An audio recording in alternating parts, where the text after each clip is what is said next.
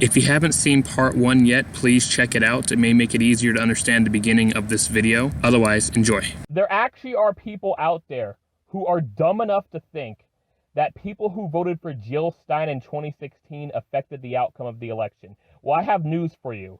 She got so few votes in that election that it literally did not affect the outcome of it at all whatsoever. And in fact, what really happened was Gary Johnson actually had somewhat of a respectable outing. Not really, 3%. But Gary Johnson, who's a libertarian, who previously was a Republican governor of New Mexico, was actually doing the best out of third-party voters. And being that he's conservative, in fact, votes were actually being taken away by Donald Trump, according to your vote-shaming logic. Not to mention, in Utah, I forget the guy's name, Evan McMullen, I think. He's a conservative who ran in Utah and took a crap ton of votes away from Trump that probably would have gone to him. And Trump still won the state of Utah. So quit with your vote shaming. Even if a third party is possibly causing less people to vote for the guy you want among the two major parties, that doesn't necessarily mean they're taking enough away to affect the outcome. I am really tired of people saying that if you vote for the Green Party, it's a vote for Trump, because it isn't. A vote for the Green Party is not a vote for Biden. It's not a vote for Trump. It is a vote for the Green Party. Now, let me actually put this in terms that I hope you vote shamers will understand. I was never going to vote for Joe Biden to begin with. So the fact that I'm going to vote for Howie Hawkins is not a vote being taken away from Joe Biden. He didn't earn my votes. I was never going to vote for him. So I'm actually not taking a vote away from him. If you still say I am, you are an idiot. I literally just told you I was never going to vote for him. So that means I didn't take a vote away from him at all. I had zero intention of voting for him. Now, if Bernie Sanders was the Democratic nominee, I would vote for him, no problem. I voted for him in both the 2016 and 2020 primary, and all of us Bernie voters were betrayed by the DNC as they cheated once again. And I don't care if you believe me or not, they did. The fact is, Bernie Sanders was dominating the primaries. He was well ahead of everybody. And then, out of nowhere, Joe Biden just kept winning and winning, and somehow Bernie Sanders couldn't win another state. Nobody who has that kind of a lead and that kind of dominance just all of a sudden can't win anymore. That never, ever, ever happens. Even in 2008, when Hillary Clinton was well ahead in the primaries, and then Barack Obama was approaching her, she was still actually getting some wins here or there. And then Obama overcame and won. I still remember that when Bernie Sanders was doing so well, even the mainstream media didn't even try to hide their bias. A reporter on the mainstream media actually said that the establishment needs to do something about this. She said that the people are pissed and they want change, and the establishment is going to lose them if they don't actually do something about it. She wasn't talking from the perspective of who was actually winning, which was Bernie Sanders. She was talking from the perspective of somebody who was anti-Bernie Sanders. She was talking like it was a really bad thing that people were voting for Bernie Sanders. It was so obvious. The bias was so clear. They weren't even trying to hide it. Early on in the primaries, Bernie Sanders was dominating and he was winning every state. The closest opposition to him was establishment Pete Buttigieg. And he was actually not far behind. He was actually up there. He was close. He really was. And then after Joe Biden won his first state, which was South Carolina, after his campaign was in fact on life support as he was getting his ass kicked prior to then, Pete Buttigieg, out of nowhere, ended his campaign and endorsed Joe Biden. That is unheard of. Nobody who is that far ahead of somebody else would suddenly drop out to endorse the guy who just finally won his first state. There clearly was a major coup by all the Democrats running for president to endorse Biden to push away Bernie Sanders. They hate Bernie Sanders so much, they would rather have Joe Biden go against Trump, who probably has a good chance of losing to Trump. Now, don't get me wrong. I think Donald Trump is doing so much to damage his own campaign that Biden will be lucky and he'll win. But the sad truth is Biden is really not much better, and actually could lose, which is pathetic considering how bad Trump has been doing as president. Now, to close this off, a good friend of mine, originally from here in wine country in California, he moved to Florida because, let's face it, California is too damn expensive. And I'm just trying to make things work here, but I might move out of California myself. Anyways, let's bring it on to my good friend John, who has a lot to say as well. Thank you so much. Here we go.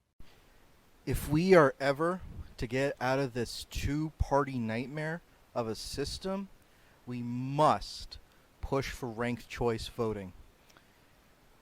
The lesser of the two evils argument, it needs to be abolished. It passed in Maine, where now people can vote their conscience, but if they're afraid of the other person, they can add the Democrat second, just in case their first choice doesn't get picked. It is really the best system, and it'll push towards a multi-representational country. In 2024, we are going to have a new party, the People's Party, and let's hope in that election that who they get is viable. A number of people I can think of: Nina Turner, Jesse Ventura, Marianne Williamson, Tulsi Gabbard. They are all viable options for this People's Party, especially since you recognize 61% of Americans want a third party. 88% of Democrats want a Medicare for All and Green New Deal.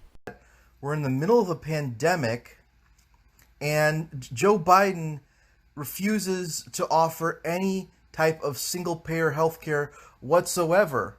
He mentioned a public option, but now he's saying, oh, we have to just repeal Republicans' health care to what we had before in 2009. So we're going backward. We're going forwards, but we're not going forward enough. We're just, instead of getting to the end of the stairs, we're just going one step up on the stairs. That's not enough. I want to get up those fucking stairs. In the last two election primaries, we both voted for Bernie Sanders. He was the guy that we should have gotten in 2016. We almost got him in 2020, but we didn't even get him now, when we needed him the most. And now he's telling us to vote for a guy who doesn't want to give us health care. I mean, yeah, it makes perfect sense. I mean, love you, Bernie, but, you know, we don't, I'm not agreeing with you on this. And look, we know Trump is terrible. We've known for 5 years that Trump is terrible. It doesn't mean that we have to vote for Biden, you know, just because he's terrible. We need, this is a bigger, healthcare is a bigger picture here, and neither candidate wants people to have healthcare during a pandemic. The best he could offer in terms of lowering Medicare was to age 60, but in 2016, Hillary proposed lowering it to 50. I mean, for me, that would have been enough to hold my nose, but lowering it to 60 is not enough. People need to have health care and have health insurance during the coronavirus pandemic. And we're still in the first wave. We have it under control now, but a second wave is expected in the next coming months. So it's very crucial that everyone gets health insurance. And what's the best way we can do that? Well, we're picking Howie Hawkins for the November election, not because he'll win, but by giving him 5% of the vote. One, they'll get federal funding for future campaigns. They'll be officially recognized by the FCEC as a minor party. And when he won 5% in New York, Andrew Cuomo added policies from the Greens to his platform, so he wouldn't take voters for granted. And now Democrats love him. They wish he would be president instead of Biden or Trump. I cannot begin to tell you how my decision to vote for the Green Party has caused people to block me, unfriend me, vote shame me. You know, it's nothing new. I can't say I was surprised at about the circumstances surrounding, Bernie Sanders' loss. We – expected the DNC to try and, mess with his momentum. And then, then after South Carolina, they had this like Hail Mary, where Pete Buttigieg, despite, coming in second in the first two contests, dropped out after South Carolina. Amy Klobuchar dropped out before her votes in Minnesota came in. This was an attempt to destroy Bernie Sanders, and it worked. And of course, there were exit polls that showed that there was like a beyond a 4% margin of error, which according to United Nations means a potential voter fraud. Hey, how's it going, everyone? So I'm about to close off this video. If you haven't seen part 1, go check it out. And please like, comment, and share. Spread the word of both videos to this very long, it's bullshit, about the awful 2020 election. I'm not going to tell you who to vote for, but please don't tell me who to vote for either. It's not going to work. I don't like either of the major party choices. I'm voting third party. So please don't try to change me. I'm sick of voting for the lesser of two evils. Let's hope someday that it will stop being that way. But in order for that to be possible, I think the corporate-owned parties of the Democrats and Republicans need to no longer be corporate-owned or be replaced. Thank you so much for watching. Please like, comment, and subscribe. Once again, share these videos. And click that bell icon to get notifications. I have some more videos planned in the future. Thank you. Oh, and one other thing. If you live in the state of California, please vote yes on Prop 22. It will save gig workers.